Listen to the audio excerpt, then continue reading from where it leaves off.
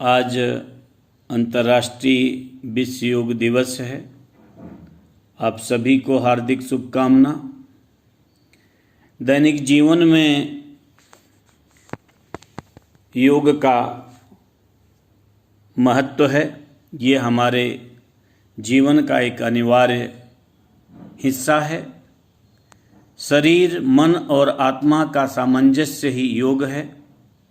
योग साधना को यदि अपने जीवन का अभिन्न अंग बना दिया जाए तो यह मानव की खोई हुई राजसत्ता को पुनः प्राप्त करने का आश्वासन देता है एवं पुनः अनंत सत्य के साथ जीवन जीने की कला सिखाता है।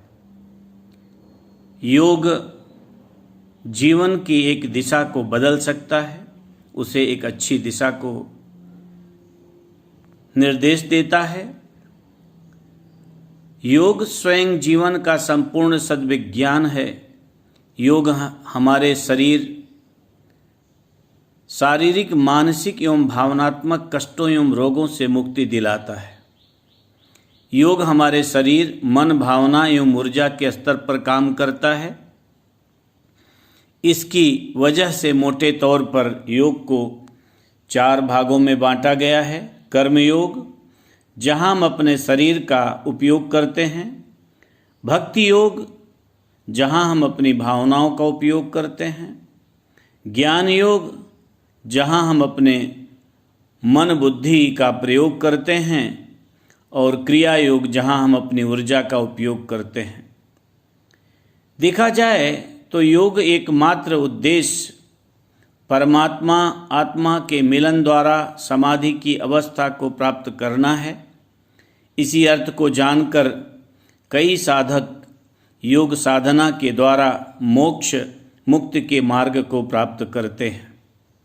योग के अंतर्गत यम, नियम, आसन, प्राणायाम, प्रत्याहार, धारणा, ध्यान, समाधि को साधक चरणबद्ध तरीके से पार करता हुआ कैवल्य को प्राप्त करता है।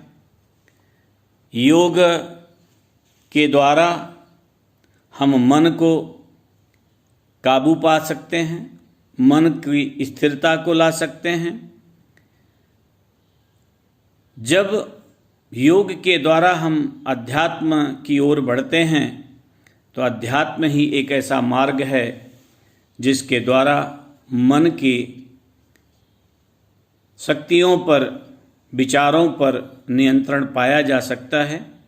यूँ देखा जाए तो मन अन्य कुछ नहीं, यह विचार ही मन है जो हमारे आसपास के वातावरण, हमारी व्यक्तिगत दिन प्रतिदिन की दिनचर्या, हमारे पूर्व के संस्कार और गतिविधियों पर प्रभावित होता है, जिसके आधार पर, जिसके कारण हमारी मन स्थिति परिवर्तित होती रहती है। यदि हम निरंतर योग अभ्यास,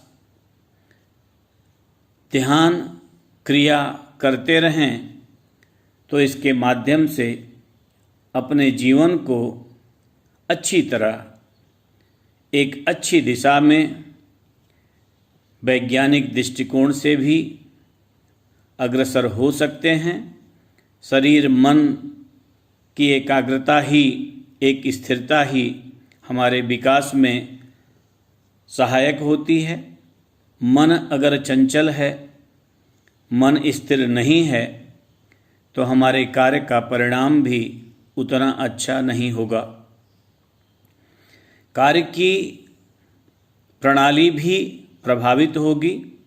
इसलिए यह आवश्यक है कि मन को और शरीर को उसको साधने के लिए साधक को साधना की आवश्यकता है। साधना योग के द्वारा, दैनिक भक्ति योग के द्वारा, कर्म योग के द्वारा, ज्ञान योग के द्वारा की जा सकती है। योग का अर्थ है जोड़ना।